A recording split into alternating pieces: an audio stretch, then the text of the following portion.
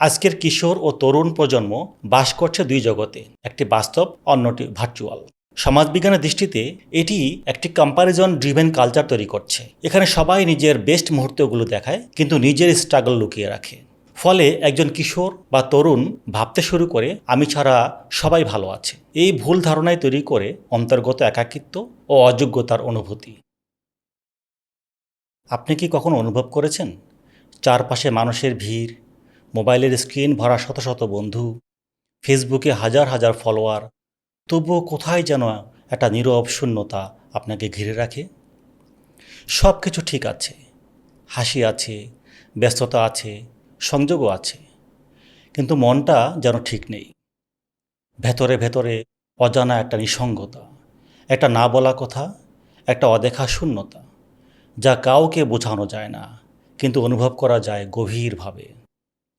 মনে হয় অনেক মানুষের মাঝেও যেন আপনি একা, অনেক কথার ভিড়েও আপনার নিজের কথাটা হারিয়ে গেছে।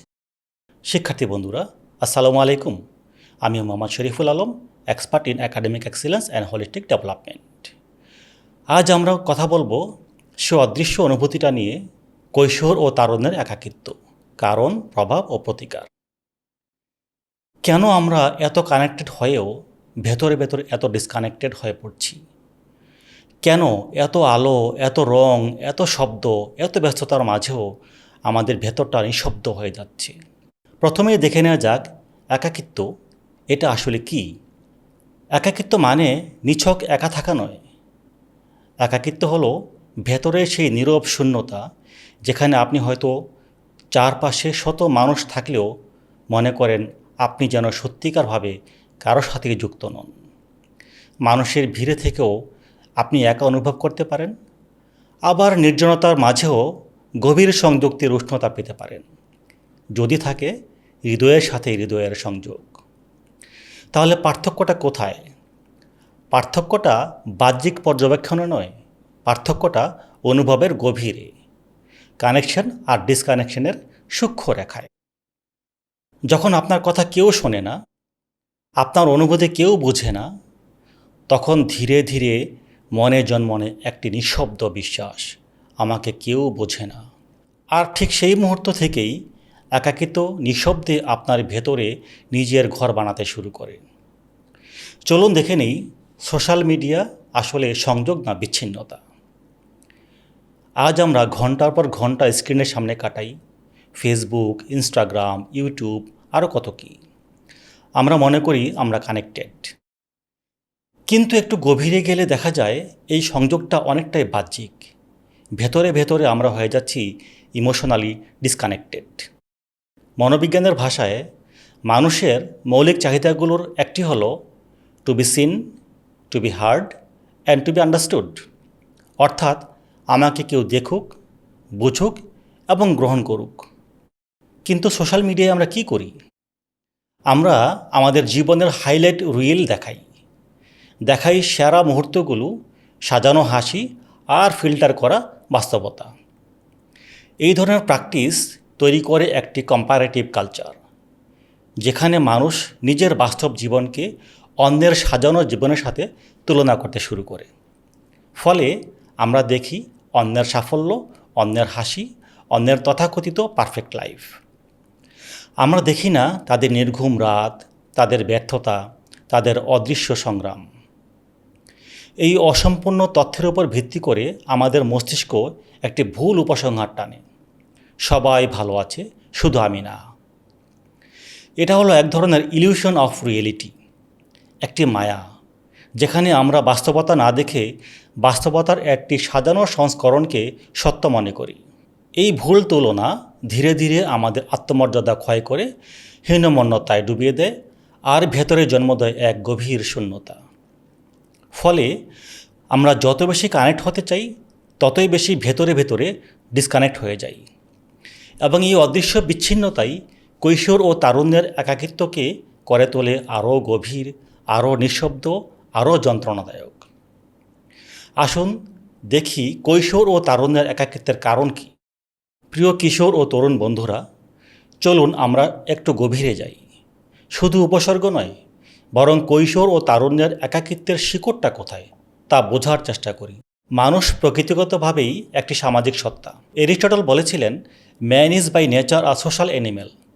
অর্থাৎ মানুষ একা থাকার জন্য তৈরি নয়, সে তৈরি হয়েছে সম্পর্কের জন্য, সংযোগের জন্য, ভালোবাসার জন্য। কিন্তু প্রশ্ন হলো, তাহলে আজকের কিশোর ও তরুণরা কেন এত একা? প্রথম কারণ হলো পারিবারিক সংস্কৃতির পরিবর্তন। আমাদের সমাজে পরিবার সবসময় ছিল মমতা ও আবেগের আশ্রয়স্থল। একসময় পরিবার মানে ছিল একসাথে বসা, গল্প করা, অনুভূতি ভাগ করা। কিন্তু আধুনিক ব্যস্ততা, ডিজিটাল নির্ভরতা এবং সম্পর্কের দূরত্ব এই আশ্রয়কে অনেকটাই দুর্বল করে দিয়েছে। আজ পরিবারে এক ছাদের নিচে থেকেও আমরা আলাদা আলাদা স্ক্রিনে ডুবে থাকছি।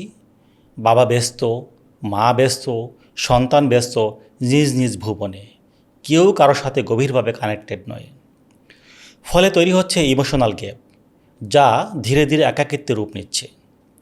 এটি হলো সামাজিক বন্ধনের দুর্বলতা, যেখানে ব্যক্তি নিজেকে সমাজের অংশ হিসেবে অনুভব করতে পারে না। যখন একজন উপলব্ধি করে যে সে প্রকৃত অর্থে পরিবার, সমাজ ও বন্ধুদের সাথে কানেক্টেড নয়, তখন তার ভিতরে ধীরে ধীরে জন্ম নেয় নিঃসঙ্গতা। দ্বিতীয় কারণ হলো শিক্ষা ব্যবস্থার চাপ ও মানবিকতার ঘাটতি। আজকের শিক্ষা ব্যবস্থা অনেকাংশে হয়ে গেছে নম্বর, রেজাল্ট বা জিপিএ আর প্রতিযোগিতা কেন্দ্রিক। কিন্তু প্রশ্ন হলো, শিক্ষা কি শুধু জ্ঞানার্জন আর মেধার বিকাশ ঘটায়, নাকি মানুষও গড়ে? বাস্তবতা হলো, যদি একটি শিক্ষা ব্যবস্থা শিক্ষার্থীর আবেগ, অনুভূতি, সৃজনশীলতা, মানসিক স্বাস্থ্য ও আত্মিক সুস্থতাকে গুরুত্ব না দেয়, তাহলে সে শিক্ষা ব্যবস্থায় শিক্ষার্থী জ্ঞান অর্জন করলেও ভেতরে ভেতরে শূন্য হয়ে যায়। সে জানে কিভাবে সলভ করতে হয়, কিন্তু জানে না কিভাবে ফিল করতে হয়, কিভাবে এক্সপ্রেস করতে হয়। তৃতীয় কারণ হলো সোশ্যাল মিডিয়া ও ভার্চুয়াল বাস্তবতার দ্বন্দ্ব। আজকের কিশোর ও তরুণ প্রজন্ম বাস করছে দুই জগতে, একটি বাস্তব, অন্যটি ভার্চুয়াল। সমাজবিজ্ঞানের দৃষ্টিতে এটি একটি কম্প্যারিজন ড্রিভেন কালচার তৈরি করছে। এখানে সবাই নিজের বেস্ট মুহূর্তগুলো দেখায়, কিন্তু নিজের স্ট্রাগল লুকিয়ে রাখে। ফলে একজন কিশোর বা তরুণ ভাবতে শুরু করে, আমি ছাড়া সবাই ভালো আছে। এই ভুল ধারণায় তৈরি করে অন্তর্গত একাকিত্ব ও অযোগ্যতার অনুভূতি। চতুর্থ কারণ হলো সম্পর্কের গভীরতার অভাব। আজ বন্ধুত্ব আছে, কিন্তু সে বন্ধুত্বের শ্রদ্ধাবোধ নেই। বন্ধুত্বের মধ্যে থাকে অনেক পরিচয়, কিন্তু থাকে না বোঝাপড়া। থাকে অনেক চ্যাট, কিন্তু থাকে না হৃদয়ের সংযোগ। অথচ মানুষ শুধু উপস্থিতি চায় না, সে চায় অর্থপূর্ণ উপস্থিতি। যখন সম্পর্কগুলো হয়ে যায় ভাষা ভাষা, তখন ভিড়ের মাঝেও মানুষ বড্ড একা অনুভব করে। পঞ্চম কারণ হলো লক্ষ্যহীনতা ও অস্তিত্বের প্রশ্ন। কৈশোর ও তারুণ্য হলো এমন একটি সময় যেখানে মানুষ নিজের পরিচয় খোঁজে। আমি আসলে কে? আমি কেন এখানে? আমার জীবনের উদ্দেশ্য কী? শেষ পর্যন্ত আমি কোথায় যাব? যখন এই প্রশ্নগুলোর উত্তর স্পষ্ট হয় না, তখন জীবনের ভেতরে তৈরি হয় এক ধরনের এক্সিস্টেন্সিয়াল এমটিনেস বা অস্তিত্বগত শূন্যতা। মানুষ কেবল একটি সামাজিক সত্তা নয়, সে একটি মিনিং সিকিং বিং বা অর্থ অন্বেষী সত্তা। যখন একজন মানুষের জীবনের উদ্দেশ্য অস্পষ্ট হয়ে যায়, তখন ভেতরে শূন্যতা তৈরি হয়। আসলে উদ্দেশ্যহীন জীবন মানেই অন্তহীন একাকিত্ব, আর সাথে আছে অনুভূতি প্রকাশে অক্ষমতা। হয়তো আপনার ভেতরে আছে কিছু না বলা কষ্ট, ভয়, হতাশা।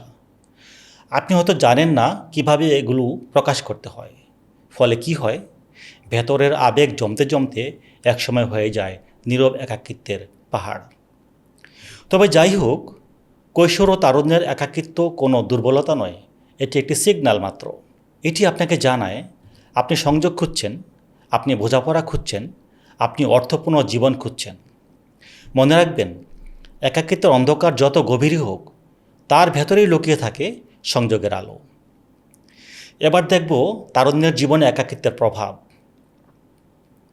যদি এই একাকিত্ব দীর্ঘস্থায়ী হয়, তাহলে এটি ধীরে ধীরে রূপ নিতে পারে গভীর হতাশায়, জীবনের প্রতি অনাগ্রহে, আত্মবিচ্ছিন্নতায়, এমনকি আত্মধ্বংসী চিন্তায়।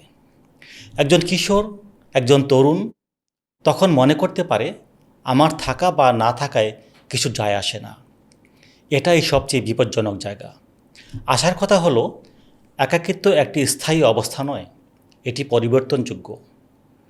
যখন পরিবারে হৃদ্যতা বাড়ে, বন্ধুদের মধ্যে সমমর্মিতা তৈরি হয়, শিক্ষক ও শিক্ষার্থীদের বোঝাপড়া নিবিড় হয়, একজন কিশোর বা তরুণ নিজের জীবনের উদ্দেশ্য খুঁজে পায়, এবং যখন শুধু নিজেকে নিয়ে নয়, আপনি অন্যের কল্যাণ নিয়েও ভাবেন, তখন এই একাকিত্ব ধীরে ধীরে বিলীন হয়ে যায়। তাই সিদ্ধান্ত নিতে হবে, আমাদের সম্পর্কগুলোকে নতুন করে গড়তে হবে, আমাদের শিক্ষা ব্যবস্থাকে মানবিক করতে হবে, আমাদের সমাজকে সমমর্মিতায় ভরপুর করতে হবে। আপনি যদি অনুভব করেন যে আপনি একা নন, নিশ্চয়ই কেউ আছে যে আপনাকে বোঝে, তাহলেই আপনি আবার উঠে দাঁড়াতে পারেন, নতুন শুরু করতে পারেন। কারণ মানুষ বেঁচে থাকে শুধু অক্সিজেনে নয়, মানুষ বেঁচে থাকে সংযোগে, ভালোবাসায়, অর্থপূর্ণতায়। এখন সবচেয়ে গুরুত্বপূর্ণ প্রশ্ন হলো, কিভাবে এই একাকিত্ব থেকে বের হব? চলুন দেখে নেই একাকিত্ব থেকে বের হওয়ার উপায়। প্রথমত, নীরবতা ভাঙাই মুক্তির শুরু, অর্থাৎ কথা বলা শুরু করুন। মানুষ প্রকৃতিগতভাবেই একটি সামাজিক সত্তা। সমাজবিজ্ঞান বলে মানুষ তার সম্পর্কের মধ্য দিয়েই নিজের অস্তিত্ব খুঁজে পায়। কিন্তু আজকের বাস্তবতায় আমরা কথা বলার চেয়ে দেখানোর দিকে বেশি অভ্যস্ত হয়ে গিয়েছি। ফলে অনুভূতি জমে থাকে, কষ্ট জমে থাকে, আর নীরবতা হয়ে ওঠে এক অদৃশ্য দেয়াল। আর দীর্ঘদিন চেপে রাখা অনুভূতি মানসিক চাপকে বহুগুণ বাড়িয়ে দেয়।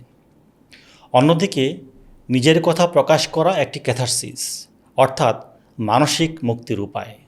তাই চুপ করে থাকবেন না, আপনার ভেতরের কথাগুলোকে শব্দ দিন, কথা বলুন। এমন একজন বন্ধুর সাথে যিনি আপনাকে যুক্তি দিয়ে বিচার করবেন না, এমন একজন শিক্ষকের সাথে যিনি পথ দেখাবেন, এমন একজন অভিভাবকের সাথে যিনি সহজভাবে আপনাকে গ্রহণ করবেন। তবে যাই হোক, you don't have to fight alone. আপনি একা নন। আপনার কষ্ট, আপনার চ্যালেঞ্জগুলো আপনি একা মোকাবেলা করবেন না, শুধু দরকার তা প্রকাশ করার সাহস। দ্বিতীয়ত, ভার্চুয়াল নয়, বাস্তব সম্পর্ককে গুরুত্ব দিন। একজন কিশোর বা তরুণের মানসিক বিকাশের জন্য সিকিউর অ্যাটাচমেন্ট বা নিরাপদ সম্পর্ক অত্যন্ত জরুরি। কিন্তু আজ আমরা এমন এক যুগে বাস করছি যেখানে কানেকশন আছে কিন্তু বন্ডিং নেই। স্ক্রিন আমাদের সংযুক্ত করেছে, কিন্তু স্পর্শ, অনুভূতি, চোখে চোখ রেখে কথা বলা, এসব থেকে ধীরে ধীরে দূরে সরিয়ে দিয়েছে। অথচ ভার্চুয়াল কিছু নয়, মানুষ পূর্ণ হয় মানুষকে দিয়েই। তাই বাস্তব সম্পর্কের দিকে মনোযোগ দিন। পরিবারের সাথে কোয়ালিটি সময় কাটান, বন্ধু ও আত্মীয়দের সাথে বাস্তব সামাজিক যোগাযোগ নিশ্চিত করুন। কারো পাশে বসে তার কথাগুলো মন দিয়ে শুনুন। আসলে একটি বাস্তব হাসি, একটি আন্তরিক স্পর্শ, একটি সহানুভূতির দৃষ্টি, এগুলো শুধু অনুভূতি নয়, এগুলো মানুষের মানসিক শক্তির উৎস। একটি সত্যিকারের শ্রদ্ধাপূর্ণ ও পারস্পরিক আস্থার সম্পর্ক হাজারটা ভার্চুয়াল কানেকশনের চেয়েও বেশি শক্তিশালী। একটি প্রাণবন্ত হাসি হাজারটা ইমোজির চেয়েও বেশি শক্তিশালী। একাকিত্বের অন্ধকার থেকে বের হওয়ার পথ কোনো জটিল তত্ত্বে লুকানো নেই। এটি লুকিয়ে আছে খুব সাধারণ কিন্তু গভীর কিছু চর্চায়, যেমন নিজের অনুভূতি প্রকাশ করা, পারিবারিক ও সামাজিক সম্পর্কের বুননকে মজবুত করা, নিজের ও অন্যের কল্যাণ ভাবনায়। কারণ মানুষ একা থাকার জন্য সৃষ্টি হয়নি, মানুষ সৃষ্টি হয়েছে সংযোগের জন্য, ভালোবাসার জন্য এবং একে অপরের সাথে থাকার জন্য। প্রিয় শিক্ষার্থী, কৈশোর ও তারুণ্যের একাকিত্ব, কারণ, প্রভাব ও প্রতিকার, এই আলোচনাটি আপনার সঠিক জীবন দৃষ্টি গঠনে কীভাবে ভাবাচ্ছে ও অনুপ্রাণিত করছে তা কমেন্ট করে জানান। আজ এ পর্যন্তই। নিয়মিত মেডিটেশন করুন, ইতিবাচক থাকুন, এগিয়ে থাকুন ক্লাসে, এগিয়ে থাকুন জীবনে। আসসালামু আলাইকুম।